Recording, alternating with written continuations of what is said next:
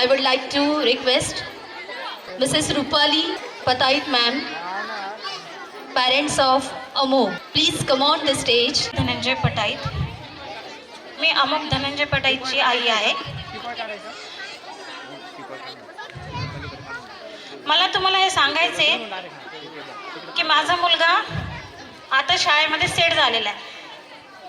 का बरं? त्याचं कारण तुम्हाला सांगते मी. कारण की 2023ला तो दुसऱ्या शाळेत शिकत होता आणि तो अचानकच दिवाळीनंतर त्याची माइंड काय झालं माहीत नाही, शाळेत काय झालं तेही माहीत नाही, पण अचानकच मला शाळेत जायचं नाही आणि तो शाळेत जातही नव्हता. व्हॅन यायच्या दारासमोर रोज आम्ही टेन्शनमध्ये की आता त्याला कसं पाठवायचं, त्याला कसं आम्ही रोज तयार करायचं. सकाळी उठलं की रोज त्याचं गाणं की मला शाळेत जायचं नाही. असं असताना मी खूप विचार करायचे की आता ह्याच्यासाठी करायचं काय. तर व्हॅनवाल्या काकांना सांगितलं, ते म्हणे उचल बांगडी करा, काय करायचं ते करा, त्याला पाठवा शाळेमध्ये. आम्ही तसंही करून पाहिलं, पण त्याच्यानंतर काय झालं की तो खूप जास्त रडू लागला. मग आम्ही जाऊन सांगितलं सरांना, मॅडमला, त्या शाळेत जाऊन सांगितलं की आम्ही आता माझ्या अमुकला त्या शाळेत पाठवणार नाही आहे. मग त्याच्यानंतर तो घरीच होता आणि लकीली आमच्या शाळेमध्ये म्हणजे आमच्या एरियामध्ये सरांची शाळा सुरू झाली होती. म्हणजे मी खूप भाग्यवान समजते स्वतःला की त्या टर्निंग पॉईंटला म्हणजे तो घरी बसला होता आणि एक आईची काय कंडिशन असते की मुलगा शाळेत शिकत होता आणि एकदम अचानक त्याला स्टॉप भेटला आहे आणि अशा वेळेस तो त्याची मानसिकता त्याची जी झालेली होती ती बदलतच नव्हती. म्हणजे आम्ही त्याला खूप प्रयत्न केले, ते बाहेर नेलं, फिरायला नेलं, खायला छान छान पदार्थ केले, त्याच्यानंतर खेळण्या आणल्या, खूप छान सगळ्या गोष्टी केल्या, पण त्याचं दुसऱ्या दिवशी वाक्य एकच असायचं की मला शाळेत जायचं नाही. मग आता ह्याच्यानंतर काय करा, मी सरांना रिक्वेस्ट केली की सर दिवाळीनंतर मी तुमच्या इथं शाळेमध्ये त्याला बसू देऊ शकते का. तर सरांनी एक क्षणाचा विचार न करता सांगितलं की ठीक आहे, कारण की ॲडमिशन कशा असतात दिवाळीनंतर शक्यतो घेत नाहीत कोणी, असं असतं. तर त्यावेळेस सरांनी तसं केलं नाही. ते म्हणे ठीक आहे, तुम्ही जसे येऊ शकताल तिथे या, बसा आणि बघा तो काय करतोय, येऊ द्या त्याला शाळेमध्ये. मग ते ज्यावेळेस तो शाळेत आला आणि त्यावेळेस त्याला जे झालं की तो पायरीच्या तिथूनच म्हणायला की मला ह्या पण शाळेत जायचं नाही आहे. आता मी इतकी टेन्शनमध्ये की आता ह्या पण शाळेत जायचं नाही, मग आता जायचं कुठे ह्याला शाळेमध्ये. लिटरली मी नंतर तिथं पैसे भरले आणि त्याच्यानंतर सुद्धा तो म्हणतोय की मला शाळेत जायचं नाही. म्हणजे माझी कंडिशन काय असेल की मी आधीच्या शाळेत तो जात नव्हता, आता त्या शाळेत टाकलं, त्या शाळेत जाऊन. पण मॅडम प्रगती मोरेताई ज्या मॅडम आहे त्यांनी मला एवढं सपोर्ट केलं, एवढं सहकार्य केलं की त्यांनी मला सांगितलं की तुम्ही खचून जाऊ नका आणि तुम्ही प्रयत्न करत राहा. त्याला तुम्ही शाळेत, आज तो पायरीत बसलाय, उद्या तो नक्की क्लासमध्ये जाईल. ही मी तुम्हाला वाक्य सांगते ते आज खरंच झालं. मॅडम तुमचं खूप खूप धन्यवाद की तुमच्यामुळे खरंच म्हणजे पॉझिटिव्ह जी गोष्ट असते, म्हणजे आपण असं म्हणतो की शांत राहून काम केलं पाहिजे, तशा पद्धतीने मॅडमने इतकं शांत मला म्हणजे केलं. माझी प्रचंड चिडचिड होत होती की आता काय करावं, याच्यासाठी असं होत होतं.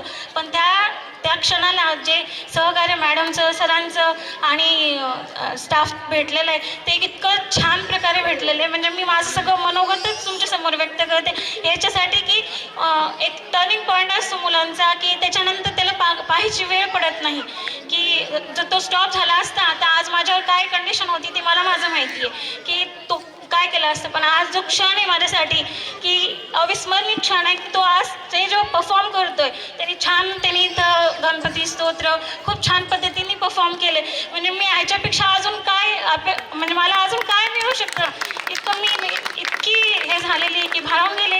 आणि अजून एक मला बोलायचं आहे शाळेबद्दल की एक गोष्ट म्हणजे सांस्कृतिक म्हणा, संस्काराचे विषय म्हणा, तर सर रिमाइंड करून सांगतात, आठवड्याला सांगतात की नेल्स कट करा, मुलांचे केस कट झाले पाहिजेत, कटिंग झाली पाहिजे आठवड्याला 15-20 दिवसाला तुम्हाला जे असेल. आणि त्याच्यानंतर त्यांनी रोज वेळेवर येण्याचं खूप महत्त्वाची शिस्त लावली.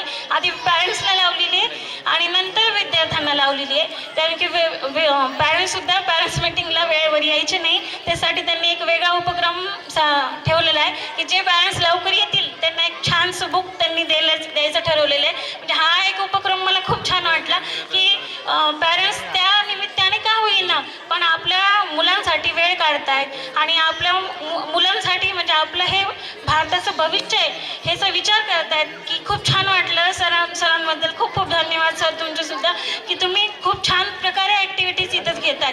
म्हणजे सकाळी मी इथं जवळच घर आहे माझं, सकाळी पाहते तर म्युझिक पेटी हा एक वेगळा कन्सेप्ट मला समजला. म्युझिक पेटीच्या वेळेस छान मुलं एकदम शिस्तीत सगळ्या गोष्टी ॲक्टिव्हिटी करतात. लयबद्ध सुबद्ध पद्धतीने इथे कार्य केले जाते आणि खरंच असं संत कबीरांनी म्हटलं आहे की गुरुविना जगी कोण काय. ही गोष्ट खरीच आहे की गुरु जर नसला आपल्याला तर आपण आयुष्यात काहीही करू शकत नाही. आपल्याला एकतरी गुरु आपण केलाच पाहिजे आणि त्याच्या पुढं आपण सगळ्या गोष्टी त्याच्यानंतरच आपण सगळ्या गोष्टी करू शकतो.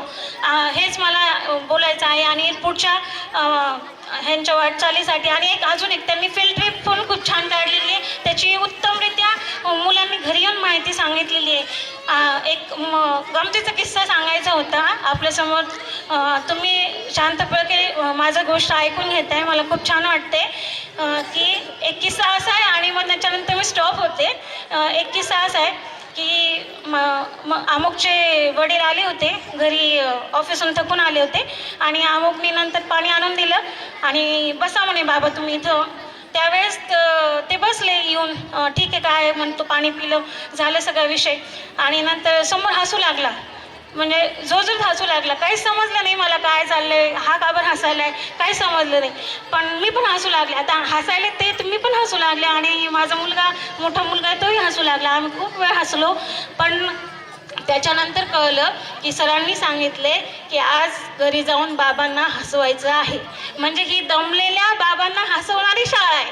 मला इतकं खूप छान वाटलंय की मला आनंदाचे क्षणसुद्धा या शाळेमुळे मिळाले आणि मी खरं भाग्यशाली समजते स्वतःला. आणि पुढच्या वाटचालीसाठी सरांना खूप खूप शुभेच्छा देते, मॅडमला आणि त्यांच्या सर्व स्टाफला, मावशींना, सगळ्यांना खूप धन्यवाद मानते, त्यांचे आभार मानते आणि माझे 2 शब्द संपवते. धन्यवाद.